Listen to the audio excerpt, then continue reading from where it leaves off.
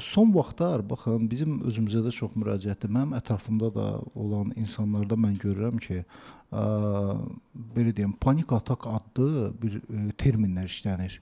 Mənim heç belə deyim də bir 5 il bundan əvvəl heç yadıma gəlmir ki, kimsə elə bir şey işləsin. Bəlkə də var idi.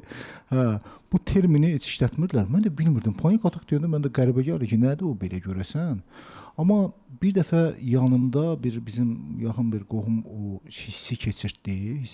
Keçirdəndə mən çox qəribə, mənim özümdə çox qəribə şeylərdən bu nəyir bu?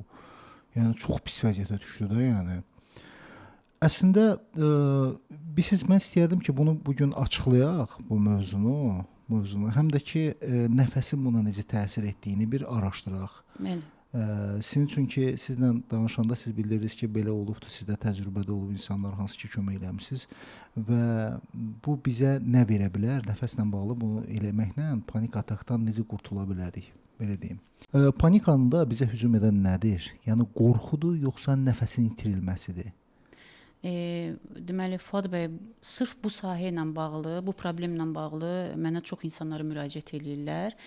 Panik anı, yəni insanın xaricdən gələn bir şey deyil. Panik atak yaşayan anda deməli pasiyentdə beyində siqnal verir, bədənə siqnal verir. O anda deməli beyin SOS siqnalı verir və təhlükə yaranır bədəndə. Nəfəs sürətlənməyə başlayır, bədəndə titrəyiş başlayır, əllər əsir, əllərdə tərləmə başlayır və ürək sürətli şəkildə döyünməyə başlayır. Ürək sürətli şəkildə döyünəndə, yəni bədəndə qorxu anı başlayır ki, yəni insan ölüm qorxusu yaşamaq anı, elə bil ki, insanda ölüm qorxusu yaşayır. Və bu an insan yəni hesab edir ki, ölüm prosesinə gedir. Yaşayır həqiqətən onu. Həqiqətən insan onu yaşayır, bəli. Yəni mənə müraciət edən insan və yanıma gələn insanlardan mən hər dəfə hansı anı yaşadığını, nə hisslər keçirdiyini soruşuram. Və o deyir ki, anidən bir anda hiss edirəm ki, bu dəqiqə öləcəm, boğulacam. Yəni boğazda boğulma başlayır, sinədə sıxılma başlayır və insanda tənginəfəslik prosesi gedir. Tənginəfəslik prosesini bunu sırf aradan qaldırmaq üçün çox sadə nəfəs üsulları var. Yəni burada hansı proses gedir? Yəni bu proses bədəndə gedəndə simpatik sinir sistemi aktivləşir, bədənin adrenalini güclənir. Yəni bədən elə hesab edir ki, nəfəs kəsilir, nəfəs kəsiləcək.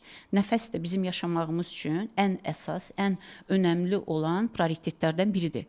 Yəni bu anda insan fikirləşir ki, nəfəsi kəsilir və adrenalin yüksələn kimi, dediyim kimi, ürəkdə sürətli şəkildə titrəyiş başlayır, döyünmə başlayır. Əllər əsir, bədən əsir, əllər tərləmə prosesi gedir bədəndə. Yəni bunu aradan qaldırmaq üçün sırf sadə nəfəs üsulu var. Nəfəs texnikaları vardır ki, bunu o anda, o proses başlayan anda yerinə yetirsələr, tamamilə həmin prosesdən azad olacaqlar.